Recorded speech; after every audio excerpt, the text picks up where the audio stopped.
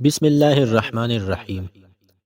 حضرت انس بن مالک رضی اللہ عنہ فرماتے ہیں کہ رسول اللہ صلی اللہ علیہ وسلم نے ارشاد فرمایا، دوست تین ہیں۔ ایک دوست تجھے کہتا ہے میں نے جو کچھ تجھے دیا ہے اور جو اپنے پاس روک کر رکھا ہے اس میں سے کچھ بھی تیرا نہیں ہے۔ آپ نے فرمایا یہ تیرا مال ہے۔ دوسرا دوست کہتا ہے ملک کے دروازے پر پہنچنے تک میں تیرے ساتھ ہوں، پھر میں تجھے چھوڑ کر واپس آ جاؤں گا۔ آپ صلی اللہ علیہ وسلم نے فرمایا یہ تیرے اہل و عیال اور تیرا خاندان ہے جو تیرے قبر میں اترنے تک تیرے ساتھ ہے، پھر تجھے اکیلا چھوڑ کر واپس چلے آئیں گے۔ اور تیرا تیسرا دوست کہتا ہے تو جہاں بھی رہے میں ہر قدم تیرے ساتھ ہوں۔ آپ نے فرمایا یہ تیرا عمل ہے، پھر بندہ کہے گا اے میرے عمل تو ان تینوں کی بنسبت میرے لیے زیادہ آسان تھا۔ حضرت زید بن ثابت رضی اللہ عنہ بیان کرتے ہیں میں نے رسول اللہ صلی اللہ علیہ وسلم کے حکم پر یہودیوں کی تحریر سیکھی۔ اب صلی اللہ علیہ وسلم نے فرمایا تھا مجھے اپنے خطوط کے حوالے سے یہودیوں پر اعتماد نہیں ہے، اس لیے میں نے ان کی تحریر سیکھ لی۔ ابھی 15 دن بھی نہیں گزرے تھے کہ مجھے اس میں اچھی خاصی مہارت حاصل ہو گئی۔ حضرت زید فرماتے ہیں جب کچھ لکھوایا جاتا تو میں لکھ دیا کرتا تھا، اور جب آپ کی طرف کوئی مکتوب آتا تو وہ بھی میں ہی آپ صلی اللہ علیہ وسلم کو پڑھ کر سنایا کرتا تھا۔ حضرت انس بن مالک رضی اللہ عنہ فرماتے ہیں کہ رسول اللہ صلی اللہ علیہ وسلم نے ارشاد فرمایا انسان کے مرنے کے بعد تین چیزیں اس کے پیچھے پیچھے آتی ہیں، اہل و عیال، مال اور عمل۔ ان میں سے دو اہل و عیال اور مال واپس چلے جاتے ہیں اور عمل انسان کے پاس رہ جاتا ہے۔ حضرت جابر بن عبداللہ رضی اللہ عنہما بیان کرتے ہیں ایک مرتبہ نبی اکرم صلی اللہ علیہ وسلم ایک خاتون کے پاس تشریف لائے۔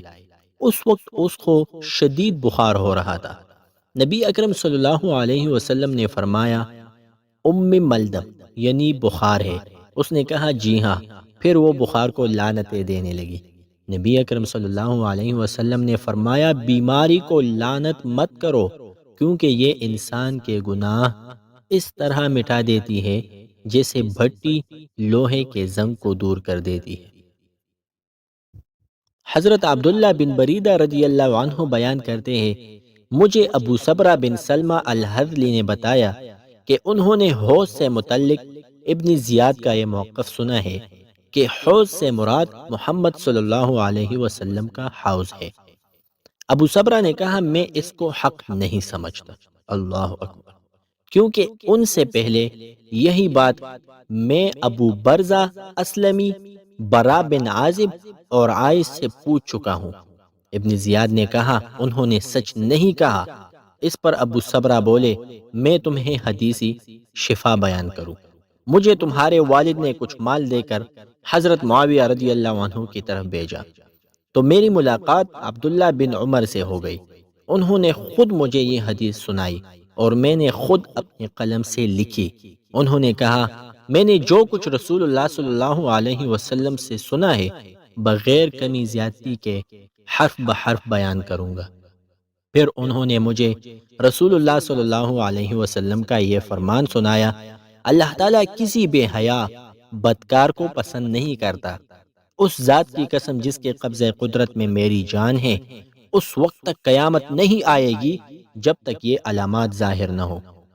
فحاشی اور بے حیائی عام ہوگی، رشتہ داری کا لحاظ ختم ہو جائے گا، پڑوسیوں کے آپس میں تعلقات ٹھیک نہیں ہوں گے، امانت داروں کو خائن سمجھا جائے گا اور خائن کو امانت دار سمجھا جائے گا۔ مومن کی مثال اس درخت کی سی ہے جس کا پھل بھی اچھا ہو، بیج بھی اچھا ہو اور اس کا تنا بھی اچھا ہو، اس کی حفاظت کی جاتی ہے اور توڑا نہیں جاتا۔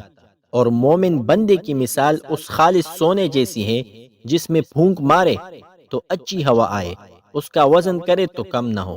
پھر آپ صلی اللہ علیہ وسلم نے فرمایا قیامت کے دن میرے ساتھ تمہاری ملاقات میرے حوض پر ہوگی جس کی چوڑائی اور لمبائی برابر ہے، اور یہ ایلا سے لے کر مکہ تک کی درمیانی مسافت سے بھی زیادہ ہے۔ یہ کم و بیش 1 مہینے کی مسافت ہے۔ اس کے پیالوں کی تعداد ستاروں سے زیادہ ہے۔ اس کا پانی چاندی سے زیادہ سفید ہے۔ جو شخص ایک مرتبہ وہاں سے پی لے گا اس کو کبھی پیاس نہیں لگے گی۔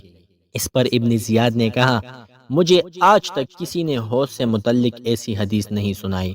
میں گواہی دیتا ہوں حوض حق ہے، سچ ہے۔ یہ کہتے ہوئے ابن زیاد نے ابو صبرہ سے وہ صحیفہ پکڑ لیا۔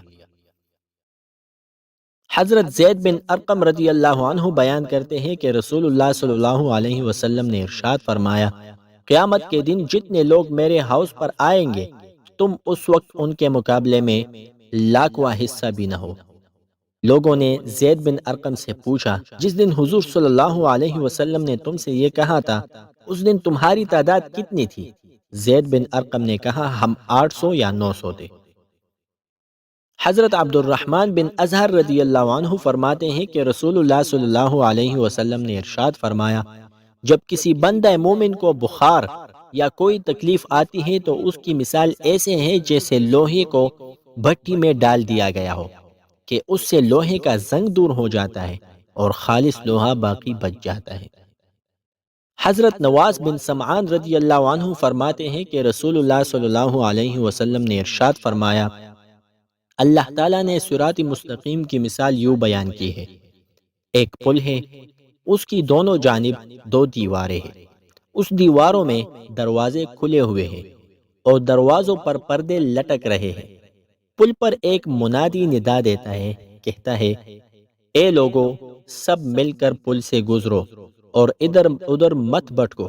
جب کوئی شخص ان دروازوں میں سے کوئی دروازہ کھلوانا چاہتا ہے تو وہ منادی کہتا ہے، تو ہلاک ہو جائے، اس کو مت کھولو، کیونکہ اگر تو نے اسے کھولا تو اس میں گر جائے گا۔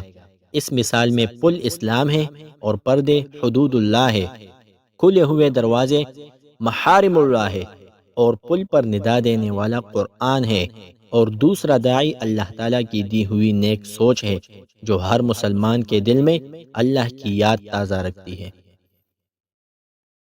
حضرت ابو برزہ رضی اللہ عنہ بیان کرتے ہیں کہ رسول اللہ صلی اللہ علیہ وسلم نے ارشاد فرمایا، میرا حوض ایلا سے صنعا تک چوڑا ہے اور اس کو چوڑائی اور لمبائی برابر ہے۔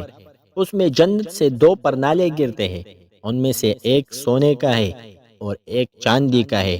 حوض کا پانی شہد سے زیادہ میٹھا، برف سے زیادہ ٹھنڈا، دودھ سے زیادہ سفید اور مکھن سے زیادہ ملائم ہے۔ اس کے پیالوں کی تعداد ستاروں کے برابر ہے۔